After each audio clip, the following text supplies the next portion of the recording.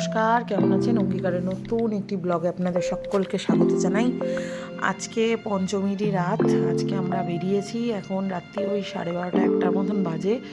আশেপাশে কয়েকটা ঠাকুর দেখবো বলে বেরিয়েছি। যেহেতু বাবা আর এবছর ডিউটিতে বাবা বেরিয়ে যাবে, তো বাবা এবছর আমাদের সঙ্গে থাকছে না, ঠাকুরতেও সেরকমভাবে আমরা দেখতে পারবো না। তার জন্য বাবাকে সাথে করে নিয়ে রাত্রি এখন 12:30 বাজে আমরা বেরিয়ে পড়েছি আশেপাশের ঠাকুর দেখতে।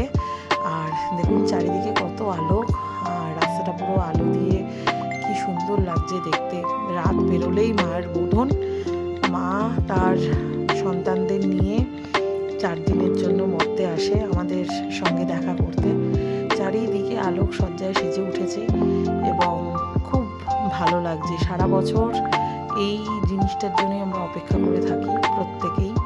আর দুষ্টু তো এবছর বিভৎস আনন্দ করছে, দেখতেই পাচ্ছেন দুষ্টুকে লাইট গুনতে গুনতে যাচ্ছে। দুষ্টুকে এক মুহূর্ত রাখা যাচ্ছে না। বাবারা যাচ্ছে একটা স্কুটি করে আর আমরা বাইকে করে যাচ্ছি। চারিদিকে এত আলো দেখে দুষ্টু বেশ ভালো আনন্দে আছে। তো যাই হোক, কথা বলতে বলতে এখন আমরা যথারীতি চলে এসেছি এই বিবেকানন্দ স্পোর্টিং ক্লাবে, যেটা টালিগঞ্জে রয়েছে। তো দুষ্টু বেশ মজা করছে। দুষ্টুর কান্নাকাটির একটাই কারণ, সেটা হচ্ছে এখন চিপস আর মাজার বায়না শুরু হয়েছে। এখন তো কিছু কিছু খাবার খেতেও শিখেছে এবং বায়নাটাও ধীরে ধীরে বেড়ে উঠেছে। তো রাত্রেবেলাতেও মানুষের ঠাকুর দেখার অনেকটাই উৎসাহ আছে, কিন্তু আমরাই হাতে গুনে কয়েকটা ঠাকুরই দেখি, খুব একটা বেশি দেখে উঠতে পারি না, দুষ্টু যেহেতু ছোট। আর এবারের এনাদের ভাবনা চিন্তায় রয়েছে বেনারসের যে শিল্পীরা তাদের কারুকার্য দিয়ে বেনারসি শাড়ি বিভিন্ন জায়গায় তারা ডিস্ট্রিবিউট করে, সেটাই আর কি নিদর্শন এখানে ফুটিয়ে তোলার চেষ্টা করেছে। এবং প্যান্ডেলে বেনারসি কাপড় যেরকমভাবে তৈরি করা হয়, তার সমস্ত যন্ত্রপাতি কিভাবে তৈরি হচ্ছে সমস্তটাই এখানে রেখেছে। এবারের থিমটা খুবই ভালো এবং মণ্ডপটাও খুব সুন্দরভাবে সাজিয়েছে। যতটা পেরেছে টুকরো কাপড় দিয়ে, বেনারসি কাপড় দিয়ে সেগুলোকে তৈরি করেছে। এবং মার মূর্তিটাও খুবই সুন্দর, পুতুলের মতন দেখতে ঠিকই, কিন্তু মাকেও বেশ ভালো লাগছে, এই প্যান্ডেলের সঙ্গে আর কি মানাচ্ছে। তো যথারীতি এখন আমরা দুষ্টুকে নিয়ে প্যান্ডেলে ঠাকুর দেখা কমপ্লিট। আমরা এখন বেরোচ্ছি অজয় সঙ্গতি আর 47 পল্লী দেখব বলে, কিন্তু সামনে যা ভিড় আর যা লাইন পড়েছে, মনে হয় না আমরা দেখে উঠতে পারবো। কতটা কি দেখবো আই ডোন্ট নো দ্যাট। তো চলুন, কথা বলতে বলতে চলে এসেছি অজয় সঙ্গতি আর 47 পল্লী। ভিড়ের জন্য নো এন্ট্রি, রাস্তা বন্ধ, আমরা যেতেও পারিনি। আর এখানেই আমরা হরিদেবপুরের এখানে একটা ক্লাবে এসেছি। তো সেখানে এত সুন্দর থিম এবং এত সুন্দর কারুকার্য দেখেও বেশ ভালো লাগছে। পুজো আসা মানে হচ্ছে শিল্পী তার শিল্পকলায় কিভাবে মণ্ডপটাকে সাজিয়ে তোলে, সেটাই দেখার জন্য মানুষের ভিড় এবং মানুষ দূর দূরান্ত থেকে সেগুলো দেখতে আসে।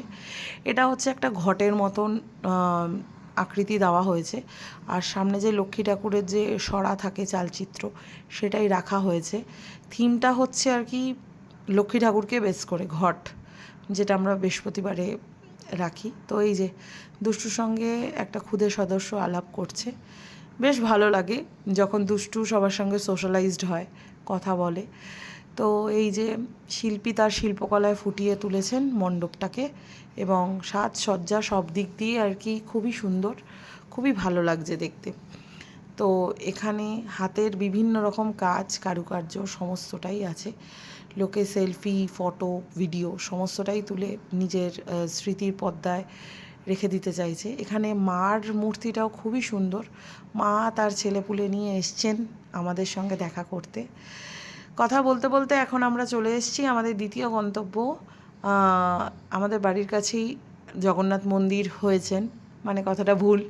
জগন্নাথ মন্দির পৃথিবীতে একটাই আছে, সেটা মন্দির নয়, জগন্নাথ ধাম, যেটা হচ্ছে পুরীতে অবস্থিত। মহাপ্রভু জগন্নাথ দেব স্বয়ং সেখানে বিরাজমান।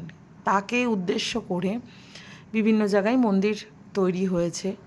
তো তারই আদলে, তাকে স্মরণ করেই আমাদের বাড়ির কাছে নেতাজি নগরে এখানে জগন্নাথ মন্দির প্রতিষ্ঠিত করেছেন আর কি, মন্দিরের আদলে প্যান্ডেল তৈরি করেছেন। দেখতে অভিনব হাতের কাজ, পুরো হুবহু জগন্নাথ মন্দিরের মতন, কারুকার্য খুবই সুন্দর। একটা ঝলকে আপনাদের মনেই হবে যে পুরীধামে আপনারা চলে এসছেন। আর ভেতরের ঝালরটা আরও বেশি অ্যাট্রাকটিভ, আরও বেশি সুন্দর। আর সামনেই যে মহাপ্রভু জগন্নাথ দেব আমাদের সবাইকে দর্শন দিচ্ছেন। এবং মণ্ডপ সজ্জা যদি আমি বলি 10 আউট অফ 10, কারণ এর সঙ্গে অন্যান্য মণ্ডপের কোনো তুলনা হয় না। আর এখানে আরও একটি আকর্ষণ হচ্ছে দেবী দুর্গা জগন্নাথ দেবের আদলে তৈরি করা রয়েছে। আর এখানে দেখুন নারায়ণ শয়ন ইয়েতে রয়েছে। তো এখানে ঝালরটাও বেশ সুন্দর এবং দেবী দুর্গার যে রূপ, হ্যাঁ, সেটা দেখতেও বেশ ভালো লাগছে। তো যথারীতি দুষ্টু এখানে চলে এসছে, যেহেতু ঢাক বাজছে আর এখানে সবাই উল্লাস করছেন, কারণ এরা বিশ্ব বাংলা শারদ সম্মানে শ্রেষ্ঠ মণ্ডপ সজ্জার সম্মানে সম্মানিত হয়েছে। তার জন্য পুরস্কার পেয়ে সবারই মনে আনন্দ জেগে ওঠে। তো যাই হোক, কথা বলতে বলতে আমরা এখন চলে এসেছি গল্ফ গ্রিন সর্বজনীন ঠাকুর দেখতে। এটা আমাদের বাড়ির খুবই কাছে, কারণ অনেকটাই রাত হয়ে গেছে, এই রাত 2:20 মতন বাজে। এখন আমরা বাড়ির পথে চলে এসেছি, অলমোস্ট এখান থেকে আমাদের পায়ে হাঁটা বাড়ি। তো আমরা বাড়ির দিকে চলে যাব, কারণ দুষ্টু এত রাত অবধি বাইরে থাকলে দুষ্টুর শরীরটা খারাপ হয়ে যেতে পারে। তো বাবাকে নিয়ে যতটুকু দেখার ততটুকু দেখে আমরা এখন বাড়ি চলে যাব, কারণ বাবা কালকেই ডিউটি চলে যাবে। তো পুরো পুজোটাই বাবাকে আর কি খুব মিস করব। এখানেও মণ্ডপ সজ্জা খুবই সুন্দর, আর তার থেকেও বেশি সুন্দর হচ্ছে দেবী দুর্গা। আর দুষ্টু যখন আগের বছর ছোট ছিল, দুষ্টু অনেকটাই মজা করেছিল, এবছর তো তার থেকেও 4 গুণ মজা করছে। তো যাই হোক, দুষ্টু কিছুতেই মণ্ডপ থেকে বাড়িতে নিয়ে যেতে পারছি না, রাত্রি যতই হোক না কেন। দুষ্টু তার দুষ্টামি চালিয়ে যাচ্ছে এবং প্রত্যেকটা জায়গায় সেলফি, ফটো সমস্তটাই এনজয় করছে। তো যাই হোক, কথা বলতে বলতে আমরা এখন চলে এসেছি আমাদের last but not the least, আমাদের গল্ফ গ্রিনের আরেকটা ঠাকুর দেখতে। এখানে রায়াও বেশ ভালো মজা করছে। আর যেহেতু আমরা আজকেই দেবলীনাদের সঙ্গে বাকিটা ঘুরে এসেছি, অনেকটাই ক্লান্ত, তাই এখন আমরা বাড়ি ফিরে যাব। আর এখানের ভাবনা চিন্তা হচ্ছে দূরদর্শনে ভোর হলে আমরা যেগুলো কবিতা আবৃত্তি গান, হ্যাঁ, যেগুলো শুনে থাকি, সেইগুলোই চিন্তাধারাই আর কি এবারের এনাদের থিম। তো যথারীতি দূরদর্শনের ভেতর আমরা প্রবেশ করেছি। আর এখানের মণ্ডপটাও খুবই সুন্দর। এখানে একটা সেলফি জোনের মতন করার চেষ্টা করা হয়েছে, পুরনো দিনের বাড়ি, পুরনো দিনের ঐতিহ্য সবটাই ফুটিয়ে তোলার চেষ্টা করেছে এই মণ্ডপে। আপনাদের পুজো কেমন কাটলো আপনারা অবশ্যই কমেন্ট করে জানাবেন। আর আমাদের ভিডিও কেমন লাগছে অবশ্যই কমেন্ট করে জানাবেন। দেখা হচ্ছে খুব শীঘ্রই নতুন একটি ব্লগে।